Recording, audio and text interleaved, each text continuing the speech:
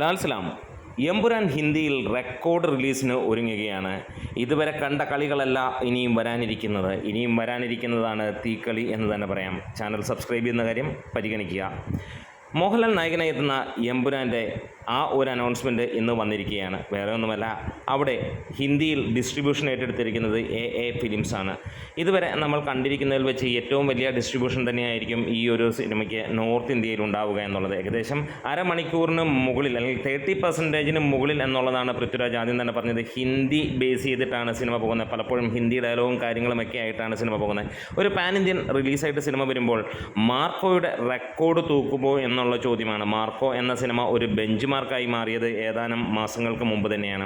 ഇതുവരെ ഒരു മലയാള സിനിമയ്ക്ക് 1 കോടിക്ക് മുകളിൽ കളക്ഷൻ നേടാൻ കഴിയാത്തടത്ത് 10 കോടിക്ക് മുകളിലേക്കുള്ള കളക്ഷൻ നേടിയ മാർക്കോ നമുക്ക് വഴിത്തിരിവാവുകയാണ്. അതായത് മലയാള സിനിമയുടെ വിജയം അല്ലെങ്കിൽ ആ ഒരു വളർച്ച നമുക്ക് കാണാൻ കഴിയുകയാണ്.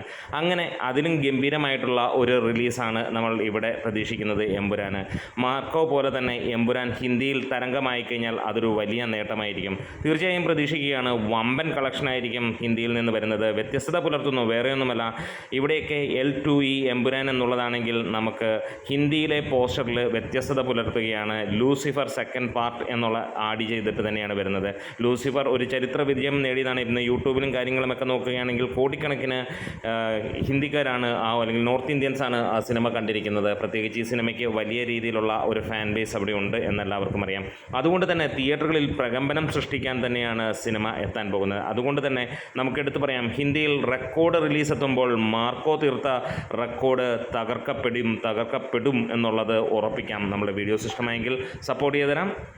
ലാൽ സലാം.